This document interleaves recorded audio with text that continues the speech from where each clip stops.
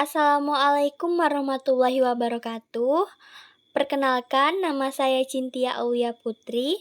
Saya berasal dari kelas 12 MIPA 3. Di sini saya akan mengerjakan tugas praktek saya, yaitu tugas Mapel Sejarah Indonesia. Pada kesempatan kali ini, saya memilih materi tentang pemerintahan Presiden keempat Republik Indonesia yang bernama Abdurrahman Wahid atau yang sering kita kenal dengan Gus Dur, pemimpin pejuang pemerintah. Maka dari itu, mari kita simak bersama-sama mengenai materi hari ini, yaitu pemerintahan Presiden keempat Republik Indonesia yang bernama Abdurrahman Wahid atau yang kita kenal sebagai Gus Dur, pemimpin pejuang pemerintah. Selamat pagi semuanya. Hari ini kita akan mempelajari tentang pemerintahan Abdurrahman Wahid semasa menjadi Presiden keempat Republik Indonesia. Siapakah Abdurrahman Wahid? Mengapa banyak orang menganggapnya begitu mengagumkan? Mari kita cari tahu bersama. Siapakah itu Abdurrahman Wahid? Abdurrahman Wahid adalah Presiden keempat Republik Indonesia.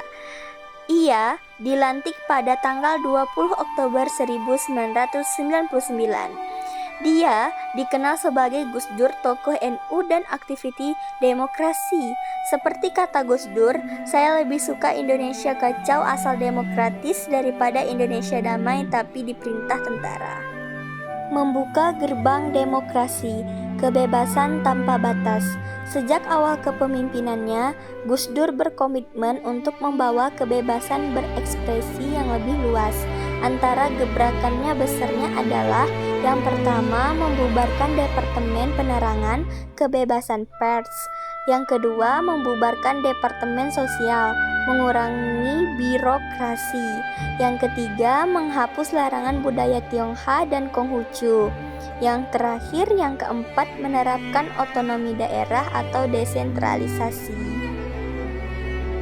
Menyelamatkan ekonomi, tantangan di tengah ketidakstabilan. Dukungan global, menerima bantuan dari IMF dan Bank Dunia, perbaikan perbankan, reformasi sektor keuangan dan investasi asing. Saat Gus Dur naik ke tampuk kekuasaan, Indonesia masih berjuang keluar dari krisis ekonomi 1998. Namun, meski ada niat baik untuk memperbaiki keadaan, konflik politik yang terus bergejolak membuat investor menjadi ragu. Ketidakstabilan politik menyebabkan kepercayaan terhadap pemerintah melemah, sehingga pemulihan ekonomi berjalan tidak secepat yang diharapkan. Mewujudkan Indonesia untuk semua, pluralisme, semua agama dan suku mendapatkan tempat, perdamaian, mengupayakan rekonsiliasi di Maluku dan Aceh. Namun, tantangannya sangat besar.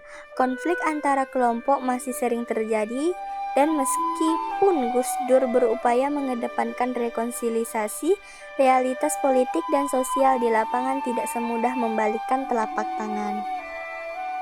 Gus Dur versus DPR, ketegangan yang berujung pemakzulan.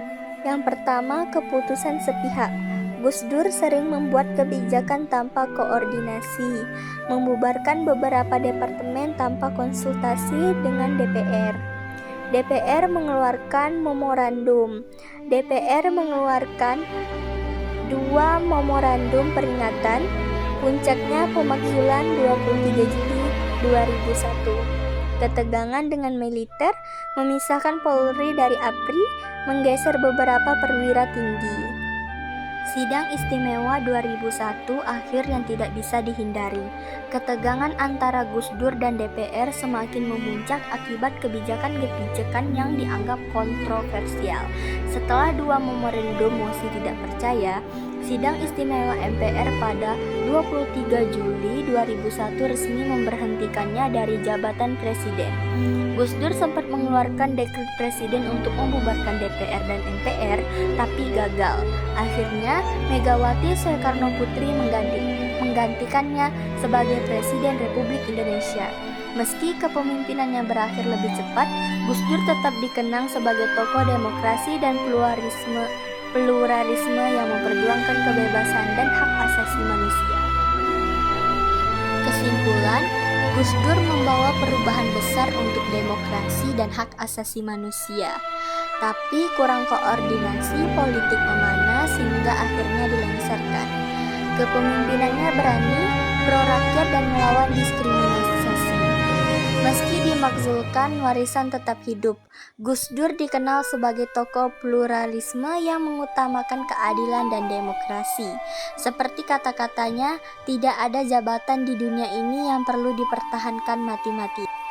Terima kasih, mari kita jalani hidup kita sebagai inspirasi bagi semangat Abdurrahman Wahid. Memuliakan manusia berarti memuliakan penciptanya, merendahkan dan menistakan manusia berarti merendahkan dan menistakan penciptanya. Cukup sekian presentasi saya pada hari ini. Saya pamit undur diri. Terima kasih. Saya mohon maaf apabila terdapat salah, baik itu secara perbuatan maupun perkataan, baik yang disengaja ataupun yang tidak disengaja. Saya Cynthia Auya Putri dari kelas 12 MIPA 2 pamit undur diri. Assalamualaikum warahmatullahi wabarakatuh.